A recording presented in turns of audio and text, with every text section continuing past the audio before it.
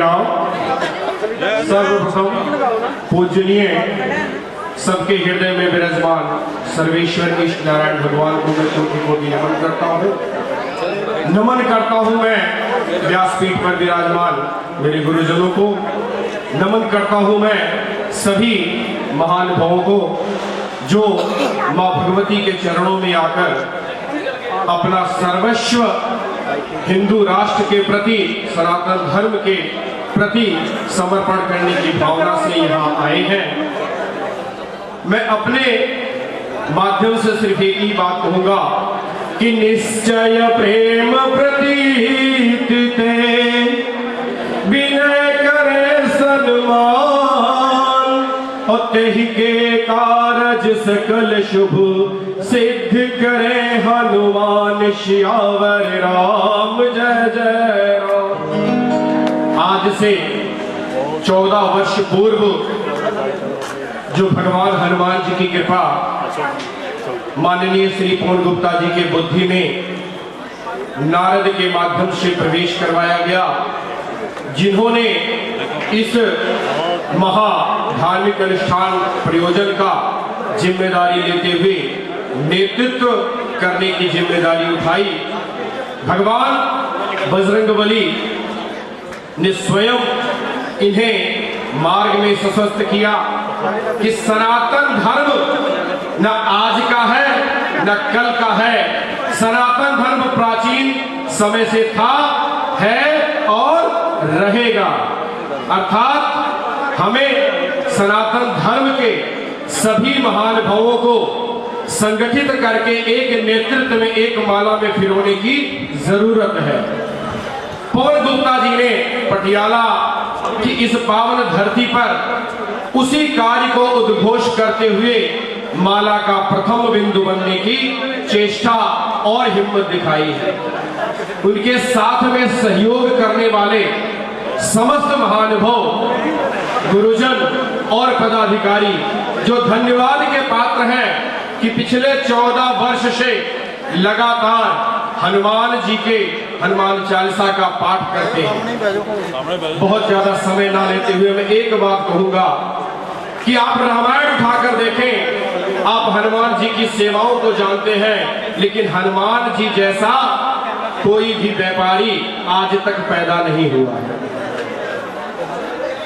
हनुमान जी ही एक ऐसे व्यापारी थे जो अपने स्वामी के स्वामित्व का रक्षा करते हुए दूसरे के देश में जाकर उसे भी राम नाम का व्यापार करना सिखाकर चले आए। आप दृष्टांत उठाकर देखें, जब रावण ने आदेश दिया कि हनुमान जी को आप पकड़ कर लाओ और उन्हें बैठने को आसन तक नहीं दिया, और ये आदेश दिया राजा होने के नाते कि हनुमान जी के पूंछ में आप अग्नि लगा दो।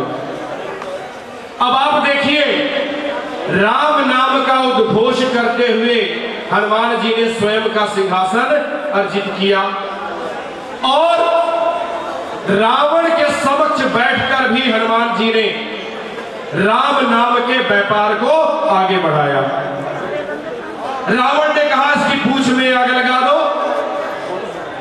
रावण पूंछ में आग लगाने के लिए कपड़ा किसने दिया? लंका वासियों ने। रावण की पूंछ पर जो तेल छिड़का गया वो किसका था? लंका वासियों का। हनुमान जी की पूंछ में जो अग्नि प्रवेश की गई वो माध्यम कौन था? रावण था। और हनुमान जी ने राम नाम का उद्घोष करके जो लंका जलाई वो किसकी थी? रावण की थी। यानी सर्वस्व रावण का और व्यापार मेरे श्री राम का।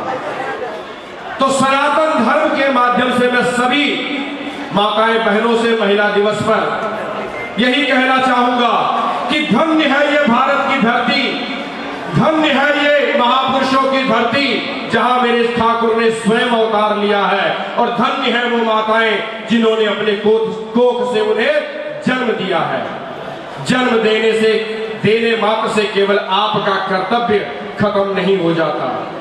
आप उन्हें सनातनीय बनाइए, आप उन्हें अपने धर्म के बारे में बताइए, आप उन्हें बताइए कि आप किसके वंशज हैं और आपके वंशज ने क्या किया है। सेवा मात्र संकल्प लेने से सेवा नहीं होती। सेवा करने के लिए, उद्घोष करने के लिए आपको अपने घर से ही संस्कार की पाठशाला चलानी होगी। जब आप अपने पुत्र को हनुमान के बलिष्ठ के बारे में बताएंगे तो पुत्र के अंदर भी हनुमत का भाव जागृत होगा कि हनुमान ने सर्वस्व न्यौछावर करते हुए राम भक्ति में जीवन को अर्पण किया है, तो मैं मनुष्य जन्म में आकर अपने सनातन धर्म के लिए अपने सर्वस्व का न्यौछावर क्यों न कर दूं। पवन गुप्ता जी माननीय जो हिंदुस्तान शिवसेना शक्ति, हिंदुस्तान शिवसेना के अध्यक्ष भी हैं, इनके अंदर सामाजिक प्रतिष्ठा को लेकर जो उद्घोष चल रहा है, हम सभी ने मिलकर इनके हाथों को मजबूत करना है। हम सभी ने इस लव को, इस ज्योति को इतना प्रज्वलित करना है कि हिंदू राष्ट्र का उद्घोष जो चल पड़ा है वो विजय रथ, वो विजय ध्वजा कभी रुकने ना पाए। सनातन धर्म में आस्था रखने वाले तमाम सनातन प्रेमियों को श्री राम की कृपा प्राप्त रहे, श्री राम का उद्घोष प्राप्त रहे। राम सेवा दल, राम के नाम पर जो हमारे सनातन धर्म को लेकर विजय भव का रथ चलने का अनुभव हुआ है या किया गया है, उसमें आप सभी महानुभावों का समर्थन होना आवश्यक है। कहते हैं राम जी ने जब हनुमान जी को माता सीता का पता लगाने के लिए कहा तो भगवान ने कहा कि कोई शक नहीं है कि हनुमान जी एक कुशल नेतृत्व करने में सक्षम है, लेकिन सहयोग कहीं न कहीं जरूर पड़ेगा। तो अगर पवन गुप्ता जी को मां भगवती, मां काली, मां दुर्गा, सर्वेश्वर आदिशक्ति मां भगवती ने चुना है नेतृत्व करने के लिए, हिंदू सनातन धर्म को मजबूत करने के लिए, तो हम लोग हनुमान जी की सेना की तरह पवन जी की सेना में शामिल होकर इनके बल, बुद्धि, तेज को मजबूत करेंगे। प्रेम से बोलिए जय जय श्री राम, जय श्री राम। इन्हीं शब्दों के साथ मैं अपनी वाणी को विराम दूंगा और यही कामना करूंगा मां भगवती से, इस व्यासपीठ पीठ से कि सर्वे भवन्तु सुखिनः सर्वे सन्तु निरामया, सब लोग निरोगी हो, सबके मन में धर्म के प्रति आस्था हो और सबके मन में श्री हनुमान सेवा दल का भाव सदैव बना रहे। प्रेम से बोलिए जय जय श्री राम।